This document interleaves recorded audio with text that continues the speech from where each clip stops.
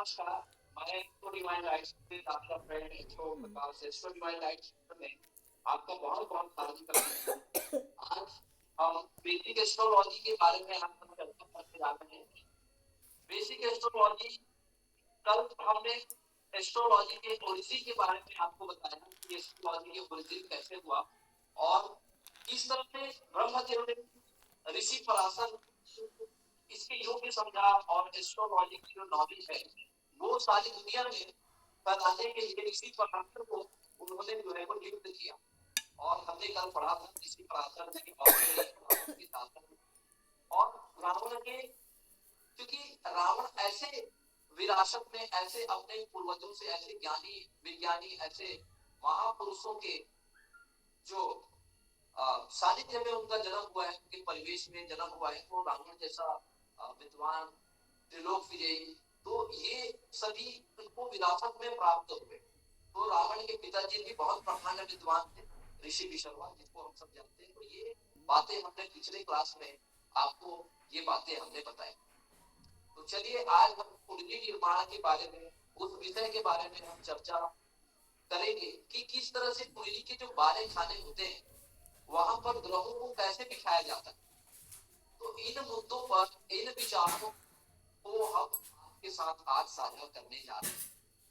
जी हाँ मित्रों, क्योंकि ये हमारे मन में जिज्ञासा इस भाव का रहता है कि जब हम कुंडली बनाते हैं या कुंडली देखते हैं तो कुंडली में जो अंक रहता है 1 से 12 अंक, आखिर ये 1 से 12 अंकों को हम किस तरह से कुंडली में स्थान देते हैं और कैसे हम इस कुंडली का निर्माण करते हैं, आज उसी के बारे में हम चर्चा करेंगे कि कैसे ये कुंडली के 12 खानों में अंकों का जो विशेष प्रकार का जो संयोजन होता है और उस अंकों को भरने के बाद जो कुंडली तैयार होती है वो कैसे तैयार होती है, आज हम उसी के बारे में आज हम चर्चा करेंगे।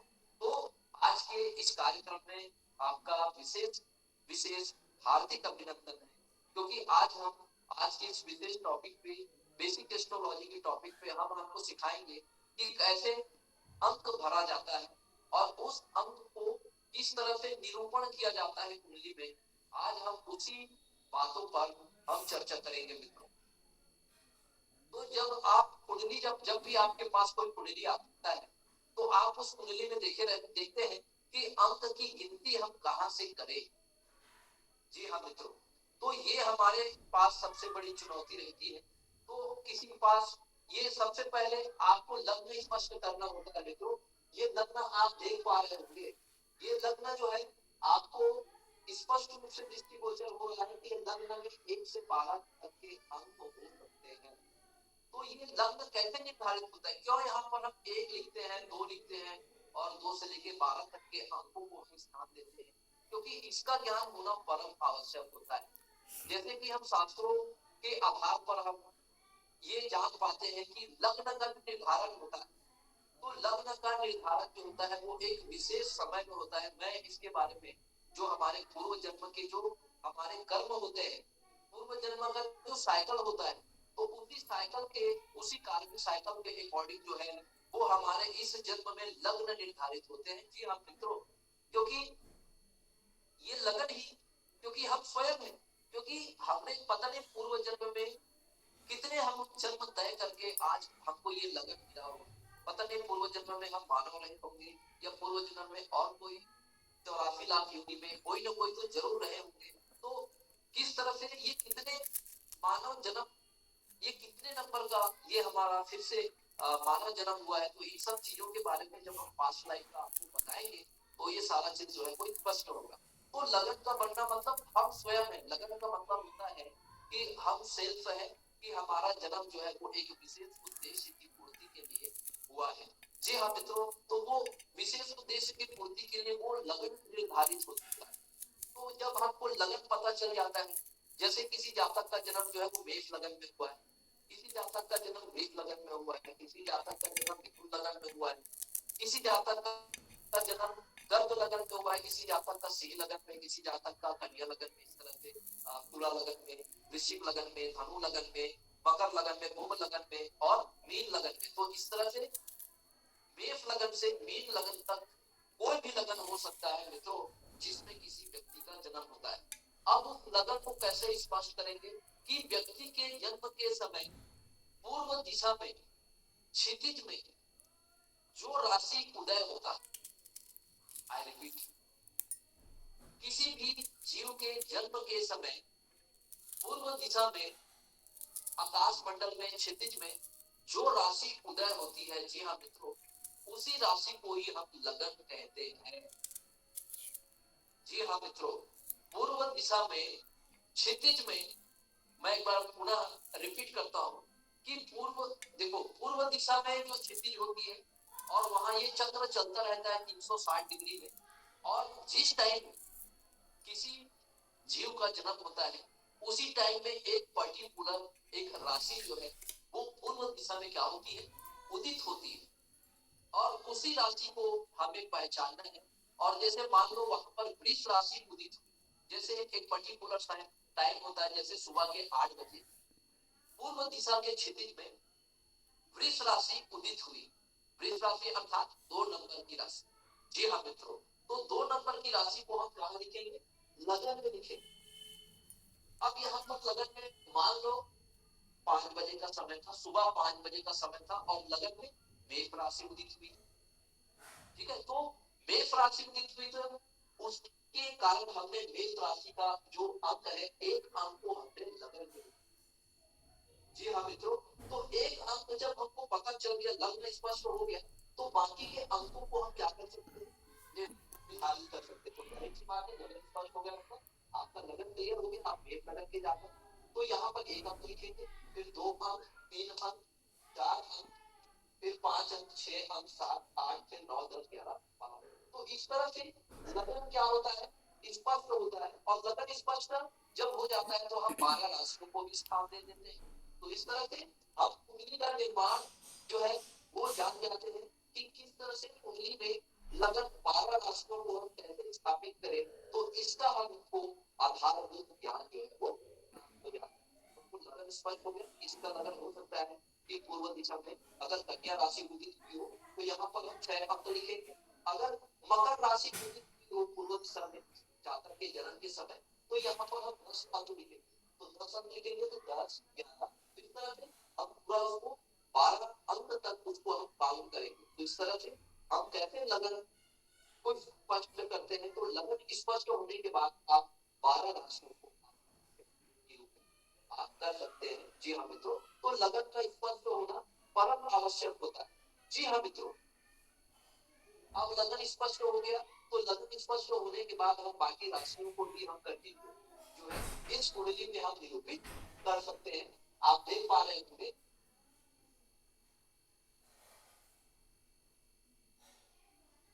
चलिए मित्रों, अब हम विभिन्न भावों को किस नाम से जाना जाता है उसके बारे में हम चर्चा करते हैं, क्योंकि प्रत्येक भाव को एक विशेष नाम दिया गया है। तो भाव में नाम बताने से पहले अब हम ग्रहों को कैसे बैठे, अगर इस बारे में यदि हम चर्चा करें तो हमको देखने को मिलेगा, समझने को मिलेगा, सुनने को मिलेगा कि ग्रहों को बैठाने के लिए सबसे पहले आपके पास एक पंचांग होना चाहिए, या फिर आप कोई सॉफ्टवेयर भी आप डाउनलोड कर सकते हैं मित्रों। आप चाहो तो एस्ट्रो से सॉफ्टवेयर आप डाउनलोड कर सकते हो, और उसमें आप ग्रहों की जो स्थिति होती है, जैसे हम गोचर कुंडली के बारे में अगर बात करें, आगे हम बताएंगे गोचर कुंडली के बारे में, बहुत मैं संक्षिप्त में चर्चा करता हूँ। अगर आप कोई पंचांग आपके पास रखते हैं तो उस पंचांग के माध्यम से आप ये गोचर कुंडली को क्या कर सकते हैं, गोचर कुंडली का अध्ययन कर सकते हैं। गोचर कुंडली से हमको ये पता चल जाएगा कि अभी कौन से ग्रह जो है वो कौन से राशि में है। तो सबसे पहले आप सूर्य के बारे में चर्चा करेंगे, क्योंकि सूर्य से ही कोई भी महीना का 12 महीना का निर्धारण होता है, वो सूर्य से होता है। अभी सूर्य जो है कुंभ राशि में गोचर कर रहे हैं, तो कुंभ राशि में सूर्य गोचर कर रहे हैं, तो आप सूर्य को 11 नंबर की राशि में क्या कर सकते हो, स्थापित कर सकते हो। मंगल अभी वृष राशि में गोचर कर रहा है, तो मंगल को आप यहाँ 2 नंबर की राशि में स्थापित कर सकते हो। अगर बुध जो है, बुध भी अगर जिस राशि में गोचर कर रहा हो आप कर सकते हैं।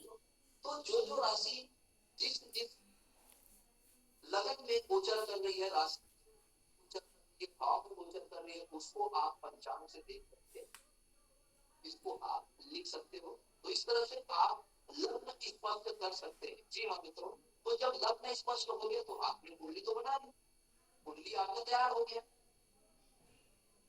अब कुंडली, अब प्रश्न आता है कि उस कुंडली को किस तरह से हम डिकोड करें। तो जब हम संपूर्ण कुंडली विश्लेषण की जब हम बात करते हैं तो बहुत सारे उसमें पैरामीटर्स आते हैं। तो उन पैरामीटर्स का अपने को क्या करना है, बहुत ध्यान से उसको समझना है।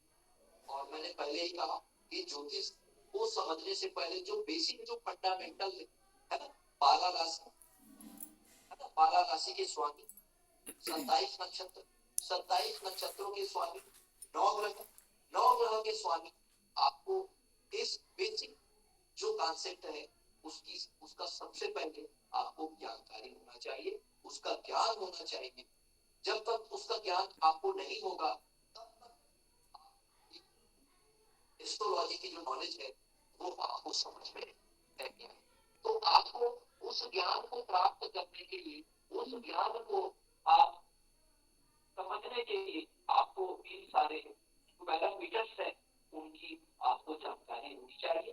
तभी आपको ये जो आने वाला समय है, वो आने वाले समय आपको जो है ये बहुत हो पाएगा। तो ये जो आप जब ग्रहण करेंगे तो ये नॉलेज ग्रहण करने के बाद आप ये समझ पाएंगे कि जो हमारी जो बेसिक एस्ट्रोलॉजी है, उस बेसिक एस्ट्रोलॉजी को आप जो है वो समझ पाएंगे। और समझ पाने के बाद आप उस बेसिक एस्ट्रोलॉजी की ज्ञान के माध्यम से आप अपने जो ज्ञान है उसको आप क्या कर सकते हैं, बढ़ा सकते हैं। जी हाँ मित्रों, तो ये हमारा जो बेसिक जो एस्ट्रोलॉजी की जो नॉलेज है, कुंडली का निर्माण हम कैसे करें। तो कुंडली का निर्माण करने के लिए हमने आपको लग्न के बारे में बताया कि लग्न को आपको स्पष्ट करना है। जब लग्न स्पष्ट हो गया तो विभिन्न 12 राशियों को हमको क्या करना है, निरूपित करना है। तो चलिए आज हम 12 राशि के बारे में आपको जानकारी देते हैं कि वो 12 राशि को हम क्या कहते हैं, उसका स्वामी क्या है, आज हम उसके बारे में जानकारी देते हैं। तो पहला, ये जो कालपुरुष की जो कुंडली है मित्रों, कालपुरुष की कुंडली में आप देख पा रहे होंगे 1 नंबर की राशि, 1 नंबर की राशि को हम बोलते हैं मेष राशि। जी हाँ मित्रों, और मेष राशि के स्वामी को हम बोलते हैं। चलिए, कुंडली का जो दूसरा भाव में आप 2 अंक की राशि आप देख रहे हैं, 2 अंक लिखा होगा, इसका मतलब है, इसका मतलब है वृष राशि। और वृष राशि के जो स्वामी होते हैं उसको हम शुक्र महाराज कहते हैं। चलिए, कुंडली का जो तीसरा भाव है इसमें 3 अंक की राशि आपको दिखाई दे रही होगी। ये 3 अंक की राशि को हम मिथुन राशि कहते हैं। और मिथुन राशि का जो स्वामी होता है उसको हम बुध ग्रह के नाम से जानते हैं। जी हाँ मित्रों, चलिए कुंडली का चौथे भाव में 4 अंक की राशि आपको दृष्टि गोचर हो रही होगी मित्रों। तो इन 4 नंबर की राशि को हम कर्क राशि कहते हैं। और कर्क राशि का जो स्वामी होता है उसको हम चंद्रमा कहते हैं। जी हाँ मित्रों, चलिए कुंडली का जो पंचम भाव है, कुंडली का जो पंचम भाव है आपको 5 अंक की राशि दिखाई दे रही है। 5 अंक की राशि को हम सिंह राशि के नाम से जानते हैं। जी हाँ मित्रों, अब आ जाइए कुंडली का जो छठवां भाव होता है, ये छठवें भाव को हम 6 अंक की राशि कहते हैं। और ये 6 अंक की जो राशि होती है वो कन्या राशि होती है। और कन्या राशि का स्वामी कौन है, इसका भी स्वामी बुध महाराज है। तीसरे भाव मिथुन राशि का भी स्वामी बुध महाराज है। और कन्या राशि का भी स्वामी बुध महाराज। चलिए, कुंडली का जो 7वां भाव होता है, 7वां भाव में तुला राशि, 7 अंक की राशि अंकित है। और तुला राशि का भी स्वामी कौन सा है, शुक्र है। जैसे 2 नंबर में जो वृष राशि का स्वामी शुक्र है, उसी प्रकार ये जो 7वें भाव में 7 अंक का को हम तुला राशि से कंसीडर करते हैं। और तुला राशि का स्वामी जो होता है वो होता है शुक्र होता है। की जो राशि होती है वो मंगल की राशि होती है। और ये, इसको हम वृश्चिक राशि कहते हैं। और वृश्चिक राशि का जो स्वामी होता है वो मंगल होता है। ये हम जो, अब ये 9 नंबर की जो राशि आप देख पा रहे हैं, ये 9 नंबर की जो राशि होती है, ये 9 नंबर की राशि को हम क्या कहते हैं, 9 नंबर की राशि को हम कहते हैं। जी हाँ मित्रों, और धनु राशि का स्वामी होता है गुरु महाराज। कुंडली का जो 10वां भाव होता है, कुंडली का जो 10वां भाव में आपको 10 स्पष्ट रूप से दृष्टिगोचर हो रहे होंगे मित्रों। तो ये 10 नंबर की राशि को हम बोलते हैं मकर राशि। और मकर राशि में स्वामी होते हैं उसे हम शनि महाराज के नाम से जानते हैं। जी हाँ मित्रों, अब आ जाते हैं कुंडली के एकादश भाव। तो एकादश भाव में कुंभ राशि पड़ी हुई है और कुंभ राशि का जो स्वामी होता है उसे हम क्या बोलते हैं, शनि महाराज। ठीक है, तो कुंडली का 10वां भाव का भी स्वामी शनि है, कुंडली के 11वें भाव का भी स्वामी जो है वो शनि है। कुंडली का जो द्वादश भाव है, कुंडली का जो द्वादश भाव है इसे हम मीन राशि कहते हैं और मीन राशि के स्वामी जो है वो गुरु महाराज। तो गुरु को भी कुंडली का जो भाग्य भाव का भी स्वामी और गुरु कुंडली के व्यय भाव द्वादश भाव के स्वामी होते हैं। जी हाँ मित्रों, चलिए एक और हम बहुत विशेष और बहुत महत्वपूर्ण बातें और हम बताने जा रहे हैं कि ये जो कुंडली आप देख पा रहे होंगे उस कुंडली के जो 12 भाव, क्योंकि ये पहला भाव, ये भाव स्थिर रहेगा मित्रों, इसको हमेशा चाहे कोई भी अंक यहाँ पर लिखा हो इसको हम पहला वही कहेंगे, चाहे 1 से 12 तक की कोई भी राशि, इसको बोलेंगे हम दूसरा भाव, चाहे इसमें भी 1 से लेकर 12 तक कोई भी राशि। ये तीसरा भाव, ये चौथा भाव, ये पांचवा भाव, ये छठवां भाव, यहाँ पर कोई भी अंक लिखा हो सकता है 1 से लेकर 12 तक। ये 7वां भाव, ये फिक्स है, ये बदलता नहीं है। ये 8वां भाव, ये 9वां भाव, ये 10वां भाव, ये 11वां भाव और ये 12वां भाव। यहाँ पर 1 से 12 तक की राशि लिखी हो सकती है लेकिन भाव जो है वो हमेशा स्थिर रहेगा। इस बात का विशेष रूप से ध्यान रखेंगे मित्रों। चलिए अब हम एक और खास बात आपको बताने जा रहे हैं कि इस भाव, शास्त्रकारों में हर भाव को एक पर्टिकुलर नाम दिया गया है क्योंकि उसी नाम की विशेषताएं जो है उस भाव को प्राप्त होगा आपको देखने को मिलेगा। जी हाँ मित्रों, तो वो विशेष नाम क्या है उस नाम को आज के सामने रखने जा रहे हैं। जी हाँ मित्रों, तो पहला जो भाव है वो लगन है, लगन अर्थात हमारा शरीर, हम स्वयं है। दूसरा भाव ये हमारा दूसरा भाव है, केवल शास्त्रकारों ने विशेष रूप से इस दूसरे भाव का कारक बताया। तीसरे भाव को एक शब्द से अगर हम जानने का प्रयास करें तो ये तीसरा भाव जो है वो हमारे पराक्रम का भाव है। जी हाँ मित्रों, तो इससे हम पराक्रम का विचार करते हैं। ये चौथा भाव हम देख पा रहे होंगे, ये हमारे सुख का भाव है। जी हाँ मित्रों, इससे हम सुख का विचार करते हैं। कुंडली का जो पंचम भाव होता है ये हमारे ज्ञान का भाव होता है। ठीक है, इसको एक पर्टिकुलर नाम दिया गया है ज्ञान, तो ज्ञान से हम इसको जानेंगे। बीच बीच में बार बार हम इसका प्रयोग करेंगे जब आगे हम कोई कुंडली एनालिसिस करेंगे या कुंडली के बारे में और हम गहराई से जब विश्लेषण करेंगे तो ये सब आप ध्यान रखेंगे कि इस भाव को किस नाम से, एक पर्टिकुलर नाम दिया गया शास्त्रकारों द्वारा, तो इस नाम से इसको हम जानते हैं। चलिए कुंडली का जो छठवां भाव है इसको हम रोग भाव के नाम से जानते हैं, तो ध्यान रखिएगा मित्रों। तो ये जो रोग भाव है हम इसी भाव से इसको हम क्या करेंगे, कंसीडर करेंगे। कुंडली का जो सप्तम भाव है ये हमारे पार्टनर का भाव, तो जी हाँ मित्रों, ये इस भाव को हम पार्टनर के रूप में हम कंसीडर करेंगे और ये हमारा पार्टनर का भाव होता है। जी हाँ मित्रों, कुंडली का जो अष्टम भाव है ये हमारे आयु का भाव है, ये मृत्यु का भी भाव है। तो ये दोनों नाम जो है शास्त्रकारों ने इसको दिया गया है। मैं केवल एक विशेष पर्टिकुलर नाम का ही मैं चर्चा करूंगा मित्रों, और भी इसके बहुत सारे नाम किसी और विस्तृत रूप से जब हमारी वीडियो आएगी तो उसमें हम इसके बारे में विस्तृत रूप से चर्चा करेंगे। ये जो 9 अंक की राशि आप देख पा रहे हैं इसको हम बोलते हैं पर्टिकुलर नाम है भाग्य भाव। जी हाँ मित्रों, ये जो 9वां भाव है कुंडली का उसको हम भाग्य भाव से जानते हैं। और ये कुंडली का जो 10वां भाव है सबसे इंपॉर्टेंट भाव है, इसको हम कर्म भाव के नाम से जानते हैं। जी हाँ मित्रों, अब ये कुंडली का अगला जो एकादश भाव है इसको हम लाभ भाव के नाम से शास्त्रकारों ने पर्टिकुलर इसको शब्द दिया है इस भाव को, क्योंकि ये इसमें कोई भी राशि हो सकती है। जैसे कि मैंने पहले कहा फिक्स है, लेकिन इसमें 11 लिखा हुआ है, इसका मतलब 1 से लेकर के 12 तक कोई भी राशि हो सकती है। ये 12 भाव है, इसको पर्टिकुलर व्यय भाव के नाम से जाना जाता है। तो इसमें भी 1 से लेकर 12 तक कोई भी राशि अंकित हो सकती है। उस प्रकार ये जो 12 खाने आपको दिखाई दे रहे होंगे, इन 12 खानों में 1 से लेकर के 12 तक कोई भी राशि अंकित हो सकती है, लेकिन इसका जो नाम है वो फिक्स रहेगा। जैसे हम धन भाव कहते हैं, मान लो यहाँ 6 नंबर का भी राशि लिखा हो सकता है, तब भी धन भाव ही हो, भाव फिक्स होते हैं मित्रों। इसको विशेष रूप से आप जो है ध्यान रखेंगे इस बात का। तो आज हमने क्या क्या सीखा? आज हमने लग्न स्पंद सीखा। आज हमने कैसे हम अंक भरते हैं कुंडली में, कुंडली का निर्माण कैसे करते हैं, हम इसके बारे में आपको बताया। 12 राशि और 12 राशि के स्वामी, इसके बारे में हमने बताया। उसके बाद हमने पूरे 12 भाव के बारे में बताया। जो भाव जो होते हैं वो फिक्स होते हैं।